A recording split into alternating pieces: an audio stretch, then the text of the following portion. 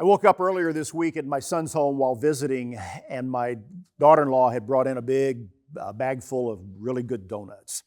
We turned on the news and we were watching and seeing at that time that Russia was beginning its invasion of taking over a few of the eastern provinces of Ukraine.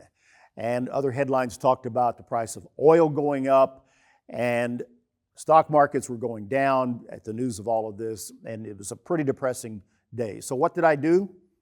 I had a donut. And then I had a second donut.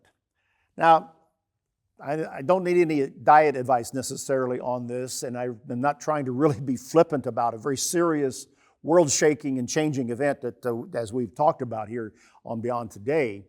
But you wake up to something that you knew it was coming, and you can't prevent it. The wisest, smartest people in the world can't prevent it. It happens, and it impacts your life. Your next tank of gas is going to be more expensive and other things as a result of this. And, by my deciding, well, I'm going to have a donut and then we'll figure all of this out, to me at least was a statement that, hey, certain things, as we watch and understand this world, as we react in a right way to it, there are things that we can't do. And life does go on, and it needs to go on, always with a sobriety and a seriousness about the reality of the world we live in, Bible prophecy, and the suffering that comes from such an event.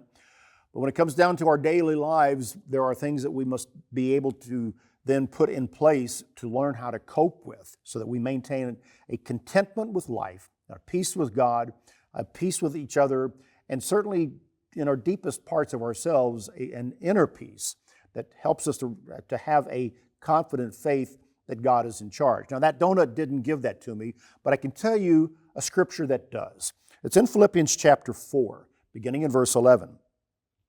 Paul writes, I have learned to be content in whatever the circumstances. I know what it is to be in need, and I know what it is to have plenty. I have learned the secret of being content in any and every situation, whether fed or hungry, whether living in plenty or in want, and I can do all of this through Him who gives me strength.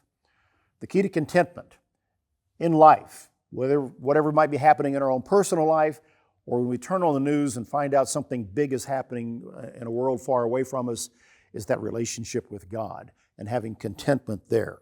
I don't mean to make light of anything that is going on in Europe and between Ukraine and Russia at this time, but sometimes when we bring this down to our own individual level, we have to have the ability in place to cope with it, to maintain our contentment and keeping a sane balance. And that comes with a grounding in Scripture and a relationship with God.